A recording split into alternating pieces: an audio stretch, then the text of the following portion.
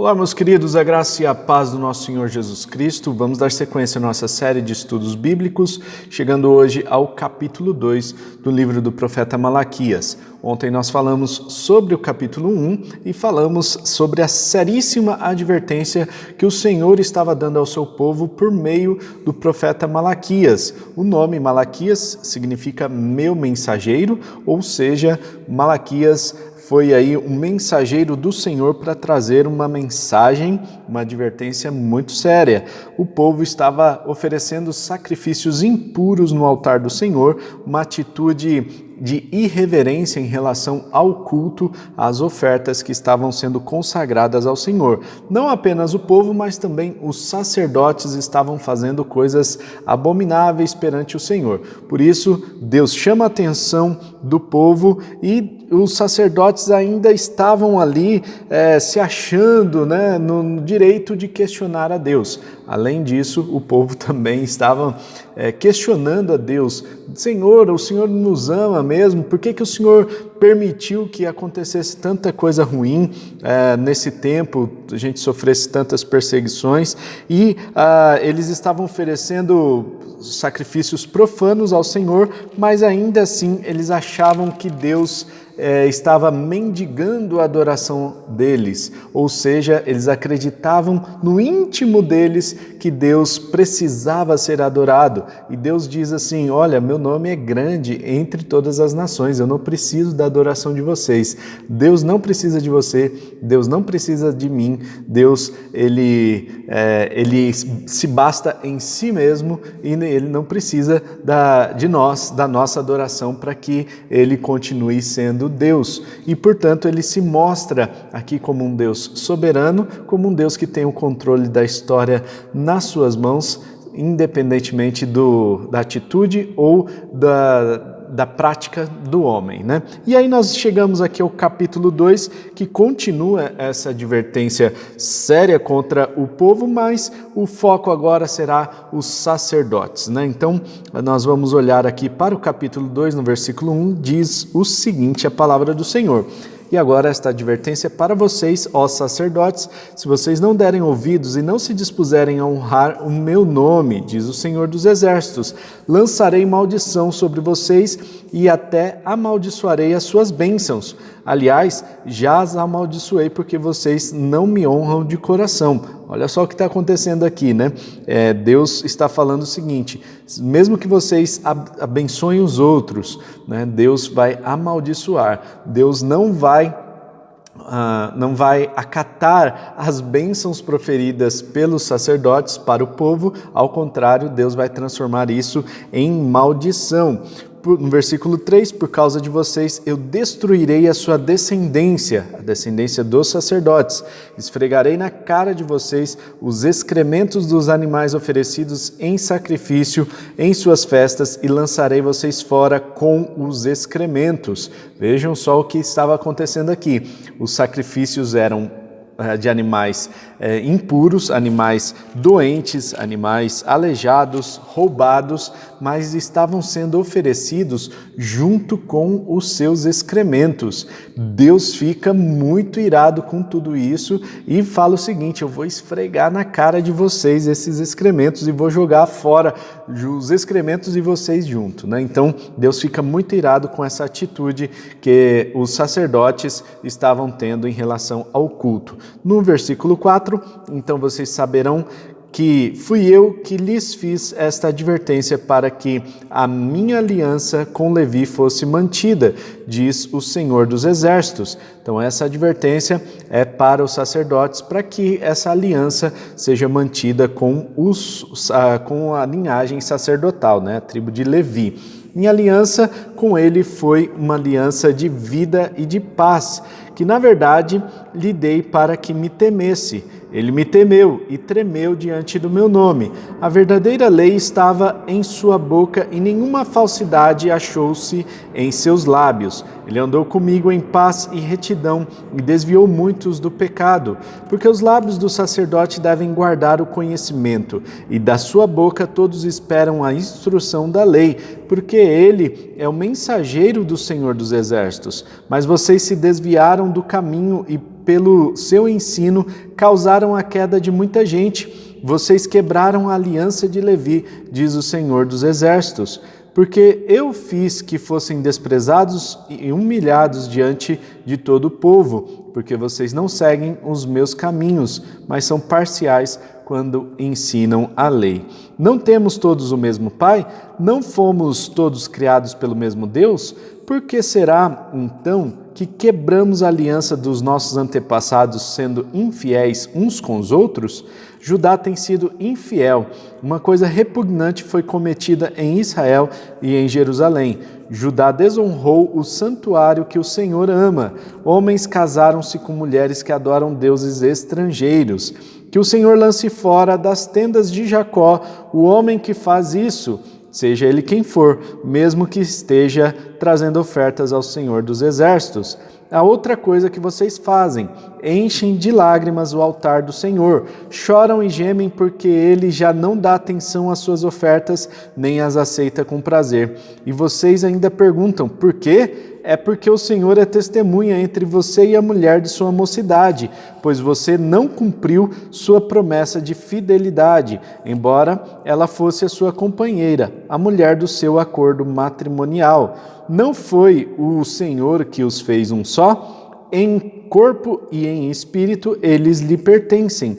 E por que um só? Porque ele desejava uma descendência consagrada. Portanto, tenham cuidado, ninguém seja infiel à mulher de sua mocidade. Eu odeio o divórcio, diz o Senhor, Deus de Israel, e também odeio o homem que se cobre de violência, que se cobre como se cobre de roupas, diz o Senhor dos Exércitos. Por isso, tenham bom senso, não sejam infiéis. Vocês têm cansado o Senhor com suas palavras. Como o temos cansado, vocês ainda perguntam quando dizem, todos os que fazem mal são bons aos olhos do Senhor, e Ele se agrada deles. E também quando perguntam onde está o Deus da justiça.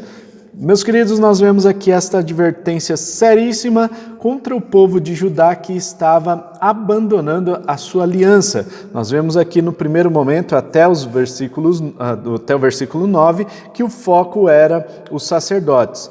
Depois, dos versículos 10 até o versículo 17, nós vemos que o foco se vira para toda a população, né? Principalmente os homens aqui, né? E é um assunto super atual de ser tratado. O livro do profeta Malaquias é como se tivesse sido escrito ontem, né? Realmente é muito atual. O problema que estava acontecendo aqui era que os homens estavam abandonando as suas mulheres para casar com outras mulheres, com mulheres estrangeiras, e não haveria problema se fosse apenas esse casamento, mas o problema está na adoração a outros deuses. Esses homens que estavam se casando com mulheres estrangeiras, eles estavam recebendo essas mulheres e recebendo também toda a idolatria que essas mulheres traziam consigo e passavam a adorar esses deuses. Por isso Deus fica irado, porque eles estavam desfazendo a aliança que eles fizeram com Deus, como se eles tivessem assumido um compromisso com o Senhor, de adoração ao Senhor, e de repente desfizesse essa aliança por meio dessa adoração a outros deuses.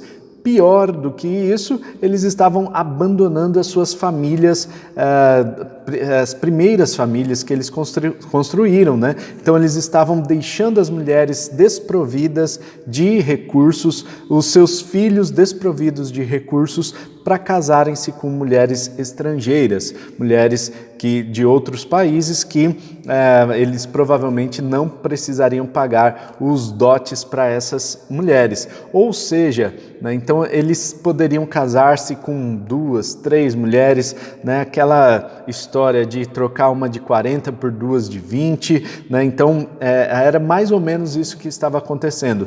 Deus fica irado com esse tipo de situação e diz claramente aqui: eu odeio o divórcio, porque é uma aliança que o casamento é uma aliança que o homem faz com a mulher, né? E também a mulher faz com o homem, né? Nós estamos falando aqui do exemplo dado pela palavra de Deus, que era dos homens que estavam abandonando as mulheres. E hoje nós percebemos aí que a coisa está muito liberal, né? De ambos os lados, né? As mulheres também estão terminando seus casamentos, encerrando seus casamentos para ficarem com outros homens. E isso também traz grandes problemas espirituais. Vejamos que os sacerdotes são os líderes religiosos do povo e eles estavam pecando, eles estavam quebrando a aliança que eles fizeram com Deus. E por causa dessa aliança que foi quebrada espiritualmente falando,